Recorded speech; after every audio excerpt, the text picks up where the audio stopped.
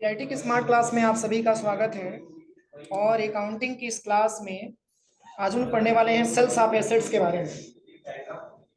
Sales of assets non trading item.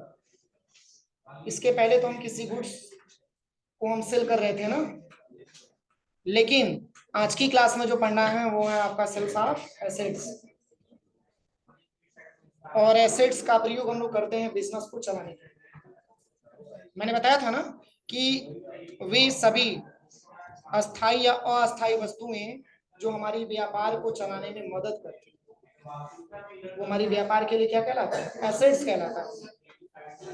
तो जैसे assets का प्रयोग हम लोग व्यापार में करते हैं व्यापार को चलाने के लिए, एसेट्स को परचेज करते हैं और एसेट्स को हम सेल करते हैं, ठीक है ना, जो अस्थाई या अस्थाई रूप से हमारे व्यापार को चलाने में मदद करती है।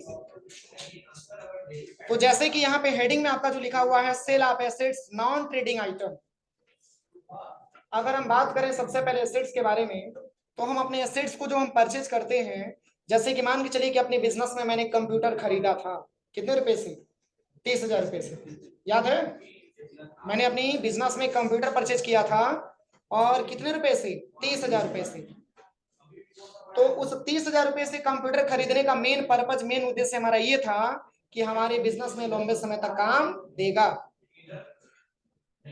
तो नॉन ट्रेडिंग का मतलब ये होता है कि हम इसको सेल परचेज नहीं करेंगे, हम अपने बिजनेस में रखें अपनी बिजनेस की जरूरत के हिसाब से, रिक्वायरमेंट के हिसाब से, लेकिन हम उसको सेल परचेज में नहीं काउंट करेंगे। इसीलिए कह रहा है sale of assets non trading item. मतलब सेल ऑफ एसेट्स की बात करें तो एक प्रकार का ये नॉन ट्रेडिंग आइटम है, मतलब इस प्रकार का आइटम नहीं है जिसको हम सेल करेंगे और परचेज करेंगे। हाँ, अपने बिजनेस में मैंने कंप्यूटर परचेज किया था और कुछ खराब होने की वजह से अगर हम उसको सेल करेंगे तो उसको हम एसेट्स बोल सकते हैं कि हम उसको एसेट्स को क्या कर रहे हैं? सेल करने जा रहे हैं। लेकिन मेरा उद्देश्य क्या था? बिजनेस में लंबे समय तक प्रयोग करने का। जैसे अपने बिजनेस में मैंने जो है कंप्यूटर खरीद के लेके आया 30,000 रुपए का, कि अपने बिजनेस करेंगे हम कंप्यूटर के माध्यम से, और किसी कारणवश अगर हमारे कंप्यूटर में कुछ तकनीकी प्रॉब्लम आई तो उसको बार बार बनवाने से अच्छा उसको हम बेच दें। तो बेच देंगे तो हमारे कंप्यूटर क्या हो जाएंगे? जब सेल हो जाएंगे तो हमारे स्टॉक में हमारे जो है नहीं दिखाएंगे कंप्यूटर एसेट्स में, तो एसेट्स का बैलेंस हमारा इक्वल हो जाएगा, सॉरी जीरो हो जाएगा, क्योंकि हमने उसको परचेज किया था 30,000 में। जब बेच देंगे तो क्या एसेट्स की वैल्यू दिखाएगा? वहां पे नहीं दिखाएगा। लेकिन बेचने का मतलब अगर देखा जाए तो उद्देश्य क्या है? बेचने का मूल उद्देश्य यही है कि हमारे बिजनेस में सही तरीके से काम नहीं कर पा रहा था, कुछ प्रॉब्लम्स आ रहे थे। अब दो कंडीशन होता है, अगर आप बेचेंगे तो अगर आपका प्रोडक्ट बेहतर है, अगर आपका एसेट्स बेहतर है तो खरीदे हुए से ज्यादा दाम आपको मिल सकता है। और लेकिन अगर एसेट्स आपका खराब है तो पता ये चलेगा कि जितना आपने खरीदा था उससे कम दाम में ही आपको बेचना पड़ेगा। समझ में आ रहा है ना? दो कंडीशन होती है, या तो प्रॉफिट होगी या तो लॉस होगी। प्रॉफिट कब होगा, लॉस कब होगा, ये अभी हम आज की क्लास में समझेंगे। वही मैं आपको पढ़ाने वाला हूं, sale of assets non trading item. यानी कि जो एसेट्स हम सेल करने जा रहे हैं उसको हम ट्रेडिंग आइटम के अंतर्गत नहीं रखेंगे। ट्रेडिंग बिजनेस परचेज किए सेल कर दिए, परचेज किए सेल कर दिए, लेकिन इस एसेट्स को हम परचेज करते हैं, सेल करते हैं तो अपने बिजनेस को चलाने के लिए हम परचेज करते हैं कि हमारा बिजनेस में ये काम आएगा, एसेट्स उसी की रिक्वायरमेंट होती है। जैसे फर्नीचर हो गया आपका, कंप्यूटर हो गया आपका, लैंड एंड बिल्डिंग हो गया आपका, ठीक है ना। इसका मेन उद्देश्य ये रहता है कि हमारे बिजनेस में लंबे समय तक काम देगा। प्लांट एंड मशीनरी हो गया आपका। तो जैसे कि यहाँ पे क्या बताया जा रहा है कि प्रायः एसेट्स को सेल करने के लिए हमको जर्नल वाउचर का प्रयोग करना होता है। इसके पहले भी मैंने आपको बताया था, किस वाउचर में? किस वाउचर में? परचेज वाउचर में मैंने बताया था। परचेज ऑफ एसेट्स के बारे में मैंने आपको बताया था कि परचेज ऑफ एसेट्स यानी कि जब हम किसी एसेट्स को हम खरीदते हैं तो उसकी एंट्री करने के लिए हम जर्नल वाउचर का इस्तेमाल करते हैं। और मैंने आपको बहुत सारे एग्जांपल के साथ भी मैंने आपको बताया था कि जब भी एसेट्स की जिक्र किया जाता है ट्रांजेक्शन में तो जर्नल एंट्री का इस्तेमाल किया जाता है। क्यों? क्योंकि उसका प्रयोग हम बिजनेस को चलाने के लिए करते हैं। किसका प्रयोग? एसेट्स का प्रयोग, ठीक है ना। इसलिए हम उसको रिकॉर्ड किस वाउचर में करेंगे? जर्नल वाउचर में रिकॉर्ड करेंगे। और यहाँ पे बताया जा रहा है लेकिन इस मोड का प्रयोग करके हम सेल्स वाउचर में भी एसेट्स को सेल कर सकते हैं, लेकिन किसी भी एसेट्स को सेल करने से पहले उस पर डिप्रिसिएशन चार्ज भी करना जरूरी होता है। डिप्रिसिएशन का हिंदी होता है मूल्यह्रास। कोई प्रोडक्ट आपने खरीदा है, उस पे मूल्यों में ह्रास होती है, कमी होती है। कोई जरूरी है कि आपने 10,000 रुपए में आपने फोन खरीदा है, तो अगर आप इसको 6 महीने बाद बेचेंगे तो 10,000 में 9,000 मिले, 10,000 से ऊपर भी मिल सकता है अगर प्रोडक्ट आपका अच्छा है तो, एसेट्स अगर अच्छा है तो। अगर नहीं अच्छा है तो 10,000 से घट करके 5,000 भी आ सकता है। लेकिन अगर हम ओरिजिनल अगर इसकी एंट्री बोलेंगे, अगर ओरिजिनल इसकी लागत बोलेंगे तो हम 10,000 बोल सकते हैं, क्योंकि 10,000 में मैंने खरीदा। एक मैंने आपको टॉपिक बताया था कॉन्सेप्ट में, कॉस्ट कॉन्सेप्ट के नाम से, कि कभी भी अगर कोई आइटम अगर हम परचेजिंग करते हैं, कोई फिक्स एसेट्स अगर हम परचेज करते हैं, एसेट्स परचेज करते हैं अपने व्यापार में, व्यापार को चलाने के लिए, तो अगर 2 साल बाद भी अगर उसे एसेट्स को हम बुक्स ऑफ अकाउंट में रिकॉर्ड करते हैं तो उसकी ओरिजिनल कॉस्ट मान करके ही हम रिकॉर्ड करते हैं। एक एग्जांपल ये मैंने बताया था कि जैसे कि हम अपने बिजनेस में 50,000 रुपए का मैंने फर्नीचर खरीदा है, तो 2 साल बाद भी अगर हम उसको रिकॉर्ड करेंगे तो 50,000 में ही रिकॉर्ड करेंगे। समझ में आ रहा है ना? आपका कितना लॉस हो रहा है, कितना प्रॉफिट हो रहा है, मतलब उससे नहीं है, लेकिन जब हम उसकी एंट्री करेंगे तो 50,000 ही मेंशन करेंगे, क्योंकि हमारा वो ओरिजिनल कास्ट होता है। ठीक है ना? तो यहाँ पे क्या बताया जा रहा है, करे कि पराया एसेट्स को सेल करने के लिए हम जर्नल वाउचर का ही प्रयोग करेंगे, लेकिन इस मोड का प्रयोग यहाँ पे दिया है सेल्स वाउचर, लेकिन सेल्स वाउचर में हम इसको रिकॉर्ड नहीं करेंगे। और कह रहा है कि एसेट्स को सेल करने से पहले उस पर डिप्रिसिएशन चार्ज करना भी जरूरी होता है, जिसको मूल्यह्रास बोल सकते हैं। मूल्यों में कमी आती है, डिप्रिसिएशन का मतलब एक प्रकार का एक्सपेंस होता है। और कह रहा है कि जिससे एसेट्स को सेल करने से होने वाले प्रॉफिट या लॉस को बुक्स ऑफ अकाउंट में रिकॉर्ड किया जा सके। आप डिप्रिसिएशन चार्ज जब करेंगे तो आपके एसेट्स को सेल करते समय क्या प्रॉफिट हो रहा है, क्या लॉस हो रहा है, इसका निर्धारण आप कर सकें, इसके लिए जो है आपको प्रोविजन क्या होता है, डिप्रिसिएशन चार्ज करना जरूरी होता है। डिप्रिसिएशन चार्ज 1 साल पे लगता है, ठीक है ना? आप कोई प्रोडक्ट अगर खरीदे हैं, उसको अगर आप सेल कर रहे हैं, अगर 6 मंथ में भी सेल करेंगे तो भी डिवाइड करेंगे 12 से, क्योंकि 1 साल में टोटल 12 महीने होते हैं। तो जैसे कि आप एक ट्रांजेक्शन दिया है, सेल्स ऑफ एसेट्स के बारे में पता हो गया ना? सेल्स ऑफ एसेट्स क्या होता है, इसका प्रयोग मतलब हम किसी एसेट्स को सेल करेंगे तो उसको रिकॉर्ड करने के लिए हम जो है जर्नल वाउचर का इस्तेमाल करेंगे। और जर्नल वाउचर का इस्तेमाल करते समय जब हम किसी एसेट्स को सेल करेंगे तो एक डिप्रिसिएशन का खाता बनाएंगे, और डिप्रिसिएशन का अंडर होता है इनडायरेक्ट एक्सपेंस। उसके बाद से हम इस ट्रांजेक्शन को रिकॉर्ड करेंगे, जिससे अब ऐसे भी क्वेश्चन आती है कि सर हम डिप्रिसिएशन बनाएंगे क्यों, ये जांच करने के लिए कि हमारे एसेट्स को सेल करते समय हमारे बिजनेस में प्रॉफिट हुआ है कि लॉस हुआ। तो चलिए एक क्वेश्चन आपका दिया है, इसी क्वेश्चन के आधार पे हम समझेंगे, इसी क्वेश्चन के आधार पे हम समझेंगे क्या दिया ट्रांजेक्शन में। कह रहा है कि as on 2 April 2021 computer has been sold for Rs 25,000 to computer empire. Sold का मतलब बेचना। कह रहा है कि 2 अप्रैल 2021 को कंप्यूटर बेचा गया किससे, कंप्यूटर एम्पायर से, और कितने रुपए में, 25,000 रुपए।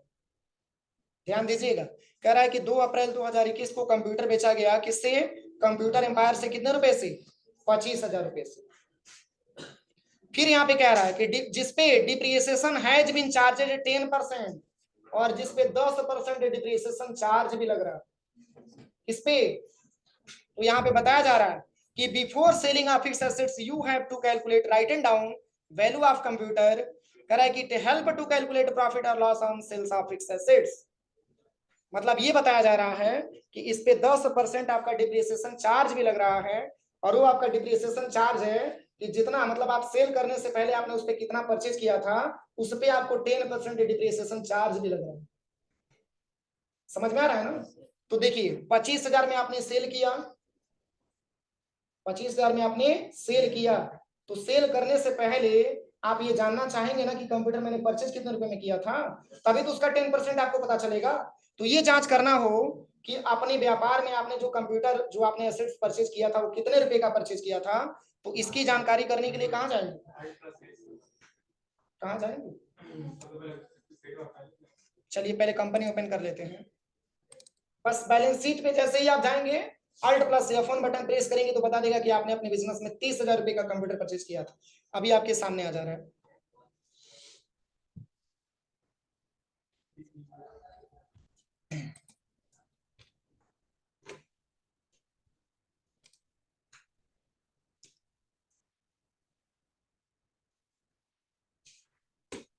देखिए यहाँ पे सबसे पहले आपको बैलेंस शीट पे आ जाना। अब यहीं पे अल्ट प्लस या फोन दबा देना। अभी कंप्यूटर का परचेजिंग का मूल्य कितना दिखा? 30,000 रुपया दिखा है, लेकिन बेच रहे हैं कितने में? तो 5 रुपए का घोटाला हो रहा है ना। वही 5,000 रुपया आपको सर्च करना है कहाँ कहाँ चला गया पैसा। तो ये 30,000 रुपये का आपने परचेजिंग किया और सेल कर रहे हैं कितने में? 25,000 रुपए में।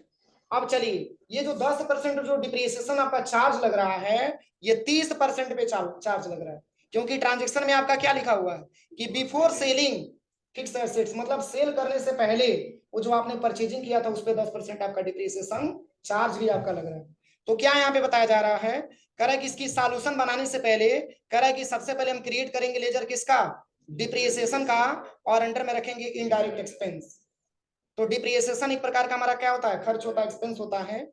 और फिर एक और हम लेजर बनाएंगे प्रोविजन फॉर डिप्रिसिएशन। मतलब प्रोविजन का मतलब क्या होता है? प्रोविजन का मतलब एक प्रकार का क्या हमारा प्रोविजन का मतलब होता है, एक प्रकार का प्राविधान है। वो क्या है? वो प्राविधान है, प्रोविजन। तो दो लेजर पहले हम बनाएंगे, एक डिप्रिसिएशन का बनाएंगे और दूसरा प्रोविजन फॉर डिप्रिसिएशन का बनाएंगे। और दोनों का एक देखिए, डिप्रिसिएशन का बनाएंगे तो अंडर में इनडायरेक्ट एक्सपेंस रखेंगे, और प्रोविजन फॉर डिप्रिसिएशन का बनाएंगे तो अंडर में प्रोविजन रखेंगे। प्रोविजन का मतलब क्या होता है? प्राविधान होता है, गवर्नमेंट की तरफ से एक प्राविधान है कि आपका डिप्रिसिएशन लगेगा ही लगेगा। और एक प्रकार का रूल्स होता है, नियम होता है। ठीक है, समझ में आया? तो चलिए इसको बनाने से पहले हम सबसे पहले क्या करेंगे? लेजर क्रिएट करेंगे डिप्रिसिएशन का।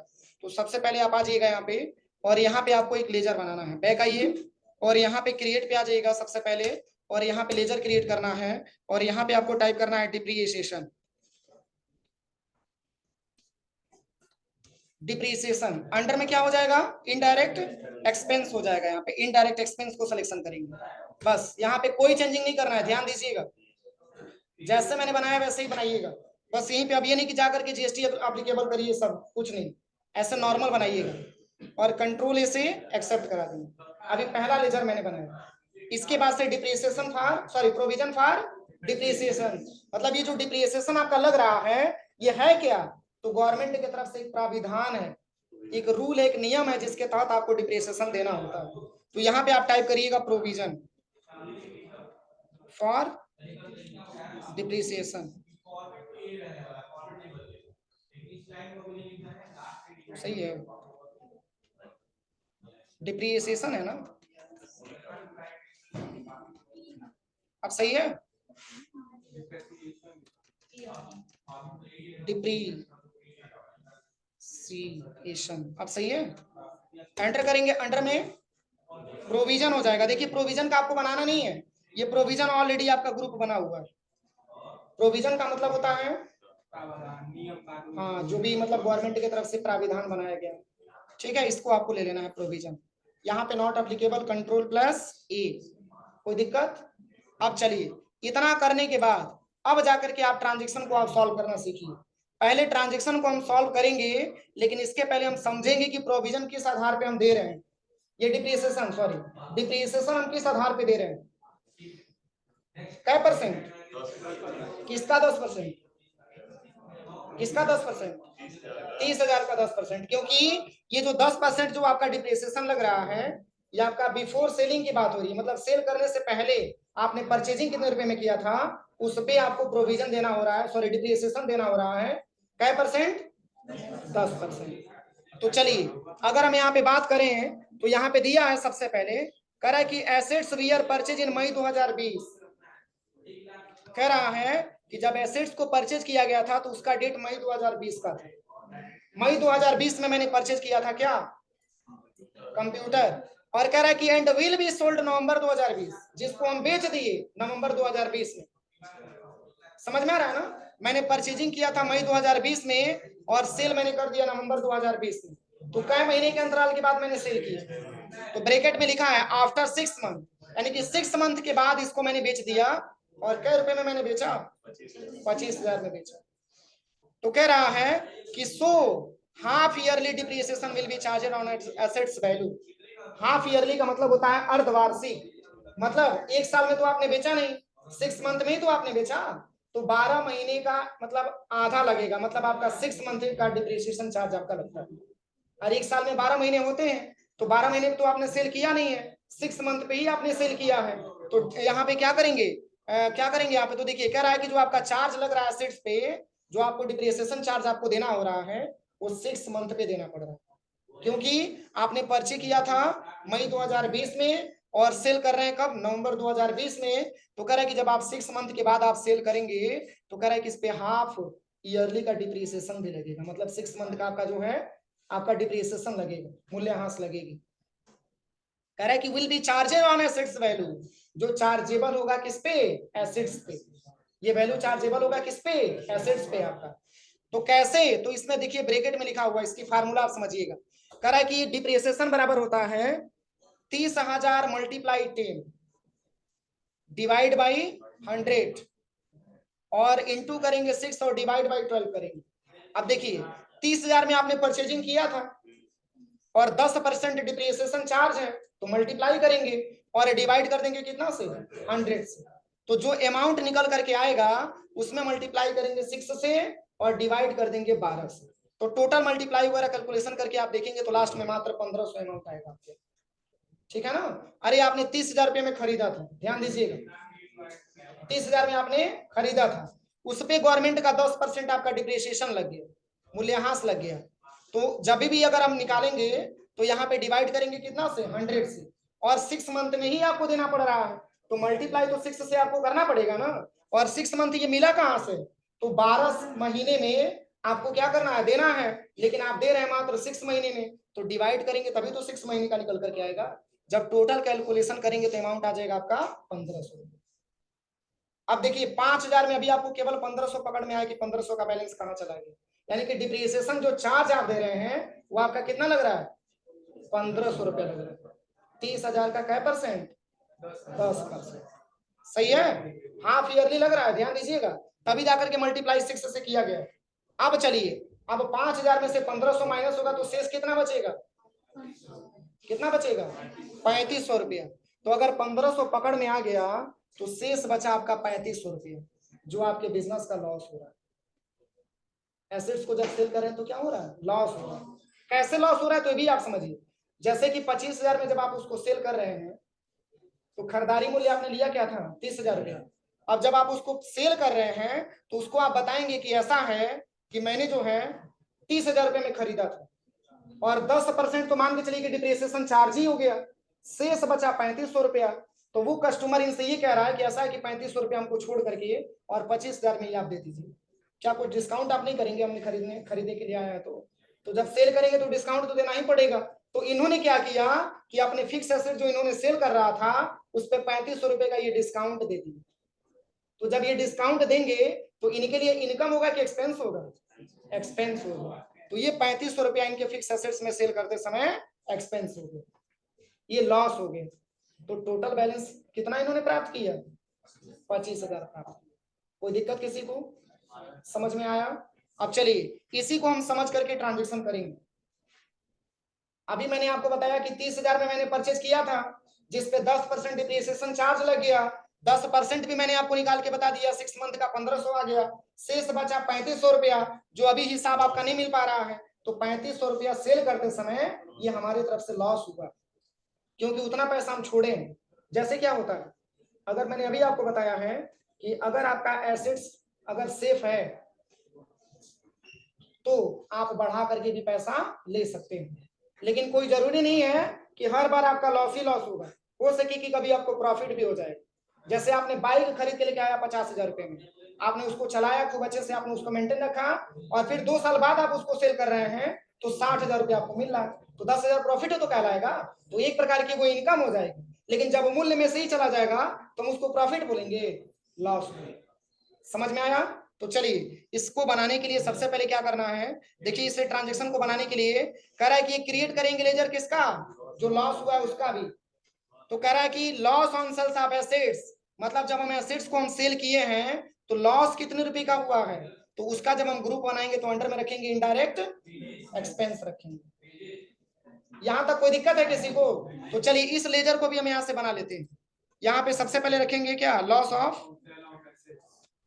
ऑन सेल्स ऑफ एसेट्स, मतलब एसेट्स को सेल करते समय लॉस कितने रुपए का हुआ, तो लॉस आ गया, एक्सपेंस होगा कि इनकम होगा, एंटर करेंगे और यहाँ पे रखेंगे इनडायरेक्ट एक्सपेंस, यहाँ पे ले लेंगे, देखिए इनडायरेक्ट एक्सपेंस, कोई चेंजिंग नहीं, कंट्रोल ए से एक्सेप्ट करा लेना। अब यहाँ से बैक आइएगा। अब मैंने अभी आपको बताया है कि इस ट्रांजेक्शन को सॉल्व करने के लिए हम जर्नल वाउचर का इस्तेमाल करेंगे। किसका इस्तेमाल करेंगे, जर्नल वाउचर का। तो सबसे पहले वाउचर पे आ जाइएगा और यहाँ पे आपको जर्नल वाउचर ओपन करने के लिए F7 बटन प्रेस करना है। अब इसमें पूछ रहा है डेबिट, तो क्वेश्चन से समझिएगा, क्योंकि अगर क्वेश्चन आपको नहीं समझ में आएगा तो ट्रांजेक्शन भी आप नहीं कर पाएंगे। अगर यहाँ पे हम क्वेश्चन की बात करें तो सेल किसको किया जा रहा है, कंप्यूटर एम्पायर। तो कंप्यूटर एम्पायर को जब हम सेल करेंगे तो कंप्यूटर एम्पायर हमारे बिजनेस का कस्टमर होगा। और किस प्रकार का अकाउंट है वो, पर्सनल अकाउंट। और पर्सनल अकाउंट के अंतर्गत अगर हम देखेंगे तो कंप्यूटर एम्पायर को ही सेल किया जा रहा है, तो कंप्यूटर एम्पायर पाने वाला होगा ना, तो पाने वाला तो उसका नेचर क्या होगा, रिसीवर होगा।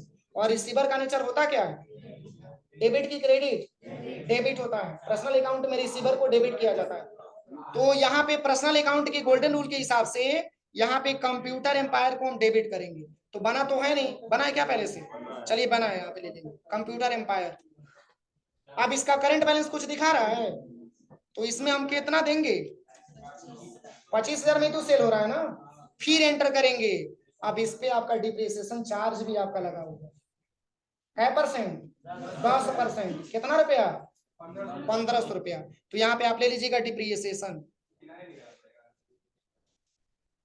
क्या चीज,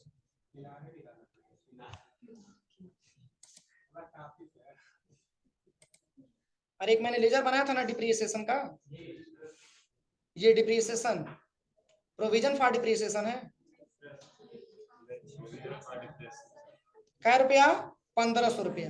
अगर हम जो ये 1500 रुपया डिप्रिसिएशन जो हम दे रहे हैं, एक प्रकार गवर्नमेंट की तरफ से ये प्राविधान, और ये आपको देना ही देना, क्या परसेंट, 10%। तो 10% यहाँ निकालिएगा मत, वहां पे इसीलिए कैलकुलेशन करके बताया कि 1500 रुपया कहाँ से आया। फिर एंटर करेंगे। अब देखिए, अब हमारे बिजनेस में कुछ लॉस भी हो रहा, कितने रुपए का, 3500 रुपए का। जब हम फिक्स एसेट्स को जब हम सेल कर रहे हैं अपने कस्टमर से, तो 3500 रुपए का लॉस हो रहा है। तो लॉस हो रहा है तो डेबिट होगा कि क्रेडिट, क्या होगा, क्रेडिट, डेबिट। किस रूल के हिसाब से, नॉमिनल के हिसाब से हम इसको डेबिट कर लेंगे। और यहाँ पे रखेंगे क्या, loss on sales of assets. अब क्या रुपया, 3500 रुपया। अब देखिए डेबिट साइड का बैलेंस आपको पता चल गया, 30,000 आ गया। अब समझिए, अब क्रेडिट कर देंगे किसको, कंप्यूटर। जब हम सेल करेंगे तो कंप्यूटर हमारे व्यापार में आएगा कि जाएगा, जाएगा। और फिक्स एसेट्स है और एक प्रकार का रियल अकाउंट के अंतर्गत है और हमारे व्यापार से जा रहा है, इसलिए यहाँ पे हम कंप्यूटर को कर देंगे क्रेडिट। अब कंप्यूटर को जब क्रेडिट करेंगे तो कंप्यूटर का करंट बैलेंस क्या हो जाएगा, जीरो हो जाएगा। कंप्यूटर का करंट बैलेंस जीरो हो गया, क्योंकि मैंने 30,000 में परचेजिंग किया ही था और 30,000 में मैंने इसको सेल भी कर दिया पूरा डिप्रिसिएशन वगैरह लगा करके। तब करंट बैलेंस कुछ दिखाएगा, इसका जीरो आ गया। अब चलिए, बस इतना बनाने के बाद कंट्रोल इसे एक्सेप्ट करा देंगे। अब कैसे पता चलेगा, तो अब एक बार आप थोड़ा सा बैलेंस शीट आप चेक करिएगा। क्या अगर मैंने कंप्यूटर को सेल कर दिया तो बैलेंस शीट में कंप्यूटर का अमाउंट से शो करेगा। तो यहाँ पे आ जाइएगा सबसे पहले बैलेंस शीट पे, और यहीं पे आप अल्ट के साथ या फोन बटन दबाइएगा, दिखा रहा है 30,000, कोई दिक्कत किसी को। हाँ देखिए, यहाँ पे जितने में मैंने खरीदा था डिप्रिसिएशन वगैरह लगा करके मैंने इसको सेल कर दिया। अगर थोड़ा सा भी कम अमाउंट में भी आप सेल करेंगे, जैसे कि मान के चलिए कि आपने डिप्रिसिएशन भूल गया, या फिर मान के चलिए कि आपने जो है प्रॉफिट एंड लॉस भूल गया, तो उतना ही आप एक्स्ट्रा बैलेंस आपका दिखाने लगेगा। मतलब जितना आपका डेबिट उतना ही आपका क्रेडिट, क्योंकि मैंने आपको पढ़ाया है इसमें कॉस्ट के बारे में, कॉस्ट कॉन्सेप्ट के बारे में, कि कभी भी अगर 4 साल बाद भी अगर हम उसको सेल करेंगे तो उसका ओरिजिनल रिकॉर्ड ही रखेंगे। अगर 30,000 में मैंने परचेज किया था तो 30,000 का रिकॉर्ड हमको उसको दिखाना पड़ेगा, चाहे आप कई साल भी बाद क्यों ना सेल करें।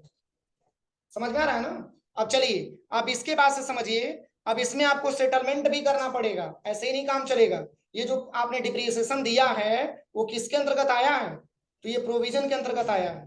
तो एक और इसमें खाता बना हुआ है, देखिए किसके नाम से, तो यहाँ पे लिया हुआ है, एक और जर्नल एंट्री किया गया है जो डिप्रिसिएशन आपने लगाया है। तो ये डिप्रिसिएशन प्रोविजन एक प्रकार का प्राविधान है, तो आपको करना क्या पड़ेगा, बैलेंस को सेटलमेंट करने के लिए आप क्या करिएगा, यहां से आप बैक आइएगा और यहाँ पे पुनः आपको आ जाना है बाउचर पे और यहाँ पे ले लेना है आपको डिप्रिसिएशन। अभी तो डिप्रिसिएशन का अमाउंट आपका दिखाएगा कुछ जीरो दिखाएगा, क्योंकि मैंने अभी डिप्रिसिएशन में कुछ भरा नहीं है। अभी केवल मैंने गवर्नमेंट को प्राविधान दिखाया कि 1500 प्रोविजन है, लेकिन ये 1500 लेके आना है किसमें, डिप्रिसिएशन में। क्यों, क्योंकि डिप्रिसिएशन का बैलेंस शून्य दिखा रहा है और मिला कितना है, डिप्रिसिएशन चार्ज कितना हुआ, 1500 रुपया हुआ है। तो यहाँ पे आपको 1500 मेंशन करना पड़ेगा। आप एंटर करिएगा। अब ये बैलेंस आपको उठाना कहां से, तो प्रोविजन से उठाना है। क्यों, एक प्रकार का जो प्राविधान आपने लगाया था यही से ये बैलेंस आपका ले लेना है। अब प्रोविजन फॉर क्या है, प्रोविजन फॉर डिप्रिसिएशन का बैलेंस आपका जीरो हो जाएगा और यही बैलेंस आपका डिप्रिसिएशन में आकर के सम्मिलित हो जाएगा। बस इसी को कंट्रोल से एक्सेप्ट करा देंगे। ये रिक्वायरमेंट आएगी, क्योंकि नहीं बनाएंगे तो डिप्रिसिएशन का बैलेंस वैसे जीरो दिखाएगा आपका, क्योंकि डिप्रिसिएशन में 1500 चार्ज हो रहा है ना, तो ये डिप्रिसिएशन में आपका दोबारा एंट्री करके आपको देखना पड़ेगा। अब चलिए, इतना ट्रांजेक्शन करने के बाद हमको बैलेंस शीट में क्या देखना होगा,